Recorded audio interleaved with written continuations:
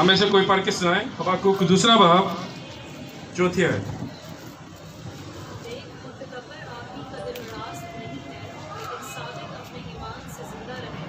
आमीन। यहाँ पे क्या लिखा था? आखिर में क्या लिखा था? लेकिन सादिक अपने ईमान से जिंदा रहे। बाइबल में इसके बारे में गलातियों में लिखा हुआ है और रोमियो में भी लिखा हुआ है और हबाकुक में लिखा हुआ है। आज हम इसके बारे में मैं कुछ हबाकुक के बारे में थोड़ा खुलासा आपको बताऊंगा। हम कथा देखते हुए कैसे खास ईमान क्या है हम इसके बारे में देखेंगे। ओके, मैं बताना चाहता हूँ आपके थोड़ा नॉलेज के लिए।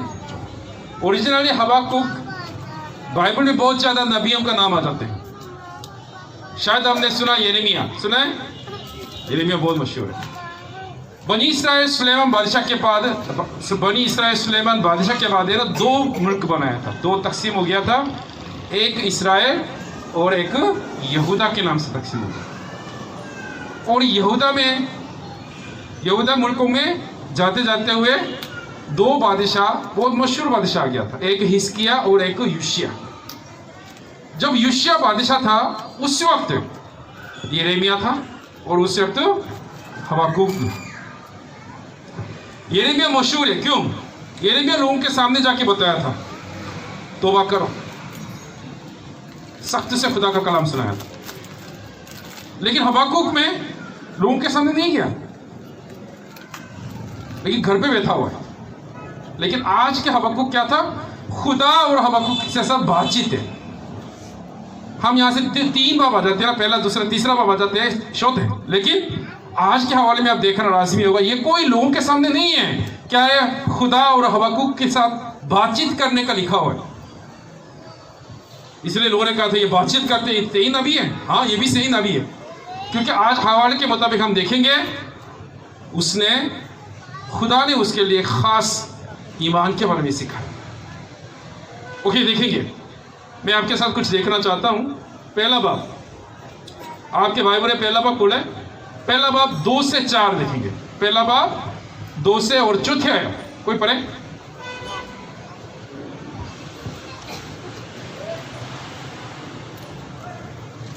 पहला बाब दूसरी आयत से चौथी आयत।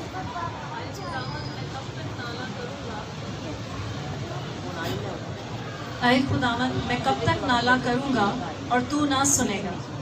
मैं तेरे हुजूर कब तक चिल्लाऊंगा, जुल्म जुल्म, और तू ना बचाएगा? तू क्यों मुझे बदकिरदारी और कजरफ्तारी दिखाता है? क्योंकि जुल्म और सितम मेरे सामने है, फितना फसाद बर्पा होते रहते हैं। इसलिए शरीयत कमज़ोर हो गई और इंसाफ मुतलक जारी नहीं होता, क्योंकि शरीर सादिकों को घेर लेते हैं, बस इंसाफ का खून हो रहा है। आमीन। आज हबाकुक में खुदा के साथ बातचीत करते हैं, अभी कंप्लेन करते हैं। अभी पढ़ा है ना, यहाँ पे लिखा है खुदा क्यों इस तरह हो जाते हैं। देखिए, अगर खुदा जिंदा हो तो इस तरह नहीं होना चाहिए। अभी हबाकुक खुदा से दुआ करते हैं, दुआ है, लेकिन इसके अंदर क्या है? कंप्लेन बहुत है, कंप्लेन। यहाँ पे लिखा था शरीयत कमजोर हो गई है। और यहाँ पे आगे शुरू में क्या था? खुदा ऐसे दुश्मन, ऐसे बुरे लोग इतना अच्छा जिंदगी गुजारते, खुदा वैसे ही क्यों खामोश? अभी हबाकुक क्या हुआ था? खुदा के सामने कंप्लेन करते हैं दुआ के साथ। शायद आप में से भी ऐसे दुआ भी कर सकते। देखिए, खुदा मैं ऐसे जिंदगी गुजारता हूँ, मैं इतनी मेहनत से गुजारता हूँ, लेकिन हमारी जिंदगी में कोई खास बेहतर कोई तब्दीली नजर नहीं आता। कई लोग दुआ करते हुए खुदा के सामने कंप्लेन करते हैं, खुदा मुल्क पाकिस्तान के लिए खुदा कोई तब्दील नजर नहीं आता, हमारी जिंदगी में, हमारे मुस्तकबिल में कोई खास कोई नजर नहीं आता। हाँ, कभी कभी मैं भी ऐसी दुआ की। मैं सच्ची बताऊंगा, जो मैं 10-20 साल से पहले ओरांगीटांग जानते हैं? ओरांगीटांग 16 नंबर और दूर है। आजकल कराची के लोग कहते हैं वो जंगल है, जंगल। हाँ, मैं उधर 10 साल खिदमत की, रोज जाते थे। जाते हुए 2 दफा कंपोइंट में चीन नहीं आता, मुझे अगवा करने के लिए 2 दफा कोशिश किया था लोगों ने, वैसे तजर्बा हो गया। लेकिन मैं उधर खिदमत करते हुए मैंने पता चला बलूचिस्तान में यहीं से गवादर कहते हैं, गवादर जाने का रास्ते में तकरीबन 10 घंटे लगते हैं, लेकिन उसके अंदर कोई हॉस्पिटल नहीं है। इसलिए कोई गवादर फंसी से और बच्चे पैदा होने के लिए मसला हो जाते हैं, कोई ऑपरेशन के लिए आना है, कहाँ पे आना है? कराची आना है। लेकिन 8-10 घंटे आने में तकरीबन ज़्यादा लोग सारे मर जाते। मैं जाके यही सुनकर दिल में ना गुस्सा आ गया और दिल में मुश्किल लगा, और दुआ करते हुए मैं भी ऐसी दुआ किया तो खुदा के सामने मैं कंप्लेन किया, खुदा क्या करें, यही लोगों के लिए कैसे करना है, खुदा काम नहीं करना है। उस वक्त मैंने बहुत दफा सख्त से खुदा से कंप्लेन की तरह मैंने दुआ की। इस तरह मैं खुदा से इतनी 3 दिन मैंने दुआ की, खुदा उन लोगों के लिए क्या करना है, उन लोगों के लिए रूहानी तौर पर बचाना है, लेकिन जिस्मानी तौर पर भी बचाना चाहिए। मैंने ऐसे दुआ की, लेकिन खुदा की तरफ से 3 दिन के बाद जवाब आ गया। खुदा मुझे जवाब देते क्या बताते, आप मुश्किल लगते हैं जी, आप दिल में उनके लिए दुआ आते हैं जी। खुदा ने मुझे कहा था मैं आपसे और ज़्यादा मुश्किल, मैं आपसे ज़्यादा, कोई उधर जाके काम करने वाला नहीं है, इसलिए मैं दिल में मुश्किल। हाँ, शायद आप में से भी ऐसा तजर्बा होगा। आज हबक्कुक में क्या करते हैं, खुदा के सामने कंप्लेन करते हैं, खुदा देखे हमारा शरीयत खुदा का कलाम भी इतना कमजोर हो गया, क्या हो गया, क्या करना है। मैं पाकिस्तान में आया 20 साल हो गया, 20 साल से पहले आया था, काफ़ी बेहतर हो गया।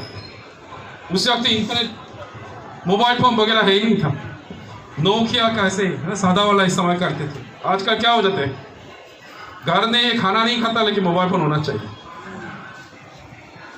कल्चर सारे चेंज हो गया। सादा मोबाइल फोन हो सकते, एक सादा मोबाइल मिल जाता कितना अच्छा था 20 साल से पहले, लेकिन आजकल सारे बच्चे मोबाइल फोन के साथ जिंदगी गुजार। खुदा को तलाश नहीं करता, वाईफाई तलाश करते। मोबाइल फोन बेहतरी कम हो जाते, दिल भी मुश्किल लगते। कल्चर बहुत चेंज हो गया और बेहतर भी हो गया। लेकिन मेरे 20 साल से रहते हुए पता चला हमारा पाकिस्तान, ये मैं हमेशा ऐसे कहता हूँ हमारा मेरा मुल्क तो कोरिया है, लेकिन मैं देखता हूँ यहाँ पे कलीसिया इतना बेदारी नहीं आया 20 साल के अंदर, वही है। 20 साल से पहले भी वही है, अभी भी। क्या, क्यों?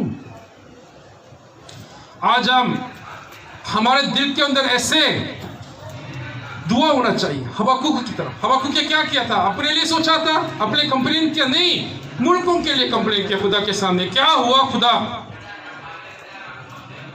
इतना तब्दील नहीं होता, खुदा काम करना चाहिए।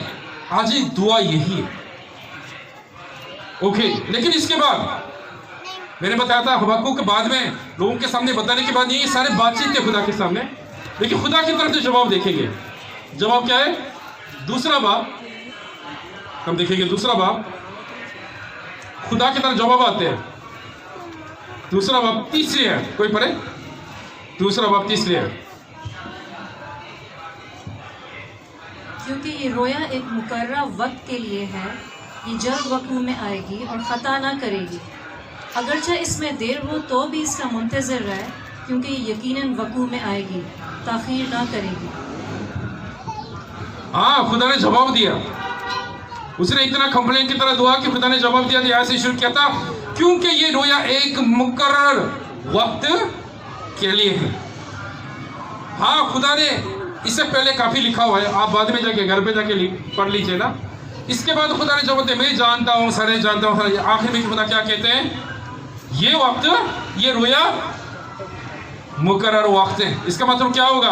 हाँ, मैं जानता हूँ, लेकिन एक वक्त है, खुदा की तरफ से एक वक्त है। मैं जानता हूँ, मेरे पास मंसूबा है। आप थोड़ा ऐसे महसूस हो जाते हैं, लेकिन कोई मसला नहीं, मैं काम करूँगा। हालेलुया। अभी ऐसे हमारे पाकिस्तान में ऐसे, हाँ, ऐसा क्रिश्चियन होते हुए थोड़ा मुश्किल भी होते हैं कभी कभी। हम इतना ऐसे ज़िंदगी गुजारने में मुश्किल लगते हैं, लेकिन खुदा सारे जानते हैं। और खुदा कहते हैं ये रोया मुकर्रर के लिए मुकर्रर वक्त के लिए मैं सारे मंसूबा बनाया था, और मैं मंसूबा सारे उन दुश्मन के लिए, उनको सजा देने के लिए, और खुदा के लोगों को, खुदा के फर्जंदों के लिए बरकत देने के लिए खुदा सारे मेरे पास मंसूबा है। खुदा ये जवाब देते हैं। देखिए, इसके बाद हबाकुक में खुदा की आवाज सुनकर हबाकुक की दुआ चेंज हो गया। अभी हम देखेंगे तीसरा बाब दूसरे आयत देखेंगे। तीसरा बाब दूसरे आयत में हम देखें, पहला बाब मैंने हमारे साथ पढ़ लिया था हबाकुक की दुआ से। तीसरा बाब दूसरे आयत में हबाकुक की दुआ कितना चेंज हो गया। ऐ खुदावन, मैंने तेरी शोहरत सुनी और डर गया। ऐ खुदावन, इसी ज़माना में अपने काम को बहाल कर, इसी ज़माना में उसको जाहिर कर, कहर के वक्त रहम को याद फरमा। अभी उसने बता देते हैं क्या हुआ खुदा। अभी तीसरा बार में हम देख सकते हैं क्या हुआ। खुदा, मैं आपकी बात सुनकर डर और हैरान हो गया। उनकी दुआ क्या था? पहले कंप्लेन की तरफ था। अभी खुदा के साथ बातचीत करते हुए उसने दुआ चेंज हो गया। क्या?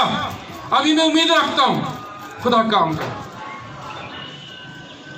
ईमान रखता हूं खुदा काम कर। हमारी दुआ भी ऐसे चेंज होना चाहिए।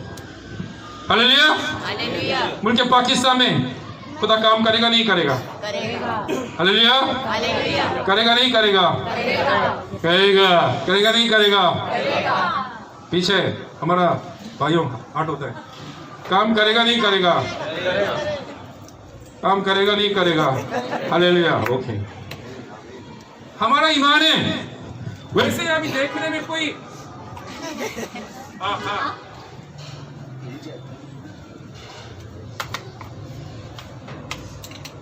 देखने में नजर नहीं आता। देखे, हम इतना मेजोरिटी नहीं है, क्या काम करेगा? नहीं। कैलकुलेट करके खुदा का काम हम नहीं सोचता, अंदाजा भी नहीं कर सकता। लेकिन एक ईमान रखना है। क्या हुआ? इसी हालात में खुदा काम करे। मैं हमेशा बताता हूं, आप इस तरह करते हैं, आज मैं ईमान से चाय पी है, ऐसे कहते हैं, मैं ईमान से आज रोटी खाया। नहीं, इसलिए इसके खाने रोटी खाने के लिए ईमान जरूरत नहीं है। जब ईमान का भी समय करते, जो नामुमकिन है, मुश्किल है, इम्पॉसिबल है, उस वक्त ईमान समय करते। लेकिन लोग ईमान का पे समय करते हैं? चर्च में गीत गाने के लिए। हालेलुया, आमीन। इसके बाद बाहर जाते हुए को कोई मसला बन जाते हैं, दूसरी तरीका कार तलाश कर। कोरिया में एक नज़म है, क्या है? खुदा हमेशा तीसरा नंबर। लोग हमेशा मसला हो जाते हैं, पहले अपनी कोशिश करते करते मुश्किलें दूसरों को बुलाते हैं, और मुश्किलें बाद में खुदा मुझे हेल्प कर। ईमान का भी समय करना है। जो मुश्किल है, नामुमकिन है, समझ नहीं आता, उस वक्त ईमानी समय करना है। और इसके बाद हम आखिर में देखने 17 और 18 आयत में, तीसरा बाब 17 और 18 में हबाकुक की खास फैसला, ईमान का फैसला नजर आता है। हम इसके बारे में देखेंगे। 17 अगरचे अंजीर का दरख्त ना फूले और ताक में फल ना लगे, और जैतून का हासिल ज़ाया हो जाए, और खेतों में कुछ पैदावार ना हो, और भीड़खाना से भीड़ें जाती रहें, और तवेलों में मवेशी ना हो, तो भी मैं खुदावंद से खुश रहूँगा और अपने निजात बख्श खुदा से खुश वक्त हूँगा। आमीन, आमीन। यहाँ पे लिखा था, हमारे पास कोई फल, कोई सोच, कोई अच्छा नजर नहीं आता, फिर भी क्या करना है? मैं खुदा के सामने खुश रहूंगा। खुदा मुझे बरकत नहीं दे, इसलिए मैं आज से चर्च नहीं जाऊंगा। यही है। खुदा ने मुझे इतना, मेरे बीमारों के लिए खुदा ने शिफा नहीं दिया, इसलिए मैं आज चर्च नहीं जाऊंगा। मैंने सिर्फ वही पादरी साहब, दूसरे पादरी साहब के पास जाऊंगा दुआ के। मैं सच्ची बताऊंगा, यहाँ पे आज उसने स्पेशल खास ईमान का इकरार किया था। क्या है? कोई मेरे पास भय हो या ना हो, मैं खुदा के सामने खुश रहूं। देखिए, उसने पहली दुआ क्या था, खुदा के सामने कंप्लेन किया था। इसके बाद उसने खुदा की मर्जी के बारे में, खुदा की मंसूबा के बारे में पता चला, उनकी दुआ चेंज हो गया। इसके बाद उसने अपनी जिंदगी में ईमान का फैसला हो गया था। क्या हुआ? खुदा काम करे ना करे नजर नहीं आता, मुझे समझ नहीं आता, लेकिन हमेशा खुदा के सामने मैं खुश रहूं। हालेलुया। उर्दू में कह सकते हैं, इसके बावजूद, भय ना होने के बावजूद भी मैं खुदा के सामने ईमान रखूंगा। हम बाइबल में सीखा था, दानियल का ईमान भी ऐसा था। खुदा बचाए ना बचाए, इसके बावजूद मैं खुदा को नहीं छोड़ सकता। हम दाऊद के बारे में देखें, जाति जुलियों के सामने ये नामुमकिन समझते थे, लेकिन वो खुदा के नाम से आगे जाते थे। ईमान का भी समय करना है, उस वक्त भी समय। मैं आपको बताना चाहता हूं, शायद आपकी जिंदगी में अभी ऐसा भी हो सकता है, अभी नजर नहीं आता। शायद अभी आज खुदा हमें बरकत देगा नहीं देगा, मुझे नहीं जानता। हमारी जिंदगी पहले से इतने 10 साल गुजरते फिर भी वही है। हमारे मसला चलते चलते अभी तक खत्म नहीं होता। मेरी बीमारी इतनी, मैंने खुदा के सामने दुआ की, लेकिन अभी भी हल नहीं होता। लेकिन इसकी वजह से हमारे ईमान कमजोर भी नहीं होना चाहिए, छोड़ना भी ये बेवकूफी है। हमारे ऐसे ईमान का इकरार होना चाहिए, मेरी जिंदगी में नजर नहीं आता, फल नजर नहीं आता, बरकत ना हो, फिर भी मैं खुदा के सामने खुश रहूं। हालेलुया। अगर पैसा ज्यादा है इसलिए मैं खुदा के सामने खुशी से जाऊंगा, ये बच्चे भी कर सकते, इसमें ईमान जरूरत नहीं है। खादम भी कहते हैं, मेरे पास पैसा नहीं है इसलिए मैं खिदमत नहीं कर सकता हूं।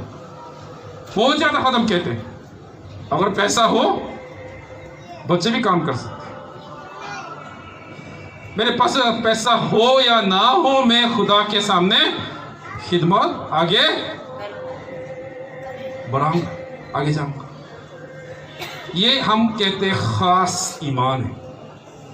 आज हम हबक्कुक में कहते हैं, यहाँ पे शुरू में लिखा था 17 में, अगर मेरे पास कुछ मसला है फिर भी मैं खुदा के सामने आगे जाऊंगा। मैं आपके लिए स्पेशली दुआ करना चाहता हूं और मैं रिक्वेस्ट करना चाहता हूं, क्योंकि आपके सारे बहन भाइयों की ईमान भी ऐसे होना चाहिए। हालेलुया। खुदा के सामने ऐसे इकरार होना चाहिए, खुदा अभी मौजूदा हालात मुझे समझ नहीं आता, लेकिन खुदा मुझे इस्तेमाल कर। हालेलुया। एक मैं मिसाल के तौर पर बताना चाहता हूँ। मैं 20 साल से पहले कोरिया से इधर आने से पहले मैं कोरिया में एक अस्पताल में काम किया था, 5 साल। कितने साल? मैंने खुदा के सामने दुआ की, खुदा मुझे जॉब दे दे। उस वक्त खुदा ने मुझे जॉब दिया था, मैं अस्पताल में काम करना शुरू किया। लेकिन खुदा से मैंने दुआ की, खुदा खुशखबरी फैलाने के लिए, खुदा का काम करने के लिए मुझे जॉब दे दे। जॉब मिल गया, अच्छा, लोगों ने काफ़ी गैर मसीह लोग बहुत हैं, मैंने उसको कलाम भी सुनाया था, मिल के शेयरिंग भी किया था, बहुत अच्छा था। लेकिन मैंने सैलरी के लिए दुआ नहीं किया। सैलरी 1 महीने आ गया, दूसरा महीने सैलरी नहीं आया, तीसरा नहीं आया, 13 महीने सैलरी नहीं आया। सारे छोड़ना शुरू किया, हॉस्पिटल नहीं आएंगे, सारे छोड़ दिया, दूसरे से चला गया था। मैं खुदा के सामने दुआ की, खुदा 13 महीने सैलरी नहीं मिला, मैं क्या करूं? खुदा की तरफ जवाब क्या है? दूसरे हॉस्पिटल में शिफ्ट करो। ऐसे नहीं किया खुदा ने। खुदा क्या कहा था? आपने पहले किसके लिए दुआ की? मैंने कहा या तो खुशखबरी फैलाने के लिए दुआ की, सही है, ये आपकी बुलाहट है। इसलिए मैंने क्या किया, 13 महीने सैलरी के बगैर काम करते हुए उधर खिदमत की। समझ नहीं आ रहा। उसी जमाने में मैंने शादी भी किया। मेरे मिसेस, मैं तकरीबन 6 महीने मिसेस की सैलरी से जिंदगी गुजारा। पाकिस्तान में भी ऐसे है ना, अगर मिसेस की सैलरी से जिंदगी गुजारता है अच्छा नहीं लगता। लेकिन फिर भी मैं खुदा के सामने रखा, खुदा मुझे समझ नहीं आता, मैं इस हॉस्पिटल में काम करना मुझे समझ नहीं आता, लेकिन मैं खिदमत करूंगा। आइंदा खुद मुझे समझाए, खुदा मुझे दिखाए। जब मैं पाकिस्तान आने के लिए फैसला किया और मैं जाके हॉस्पिटल में बताया था मैं छोड़ के अभी पाकिस्तान में एज ए मिशनरी खिदमत के लिए जाना है।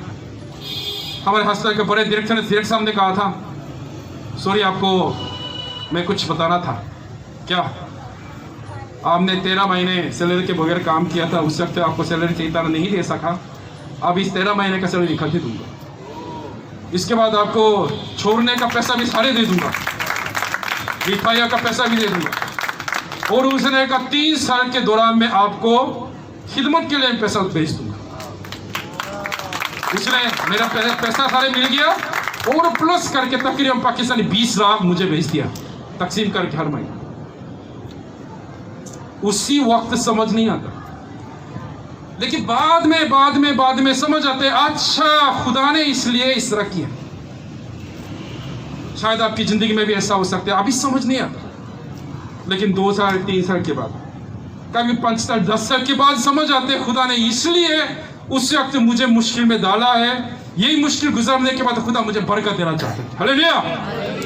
इसलिए हम ईमान रखना है, अभी नजर नहीं आता फिर भी हम ईमान रख रहे हैं, खुदा मुझे दिखाए, मैं दुआ करूंगा ईमान के साथ 5 साल के बाद 10 साल के बाद मुझे दिखाए, ताकि हमारी जिंदगी के वसीले से खुदा नजर आ सके, हमारे ईमान के वसीले से खुदा यीशु मसीह जाहिर हो सके। ये कलाम आज आपके लिए और मेरे लिए भी है। हम ऐसे खास मजबूत ईमान रखना, ये खुदा की तरफ से खास खुदा की मर्जी है। खुदा को बरकत दे। शुक्रिया।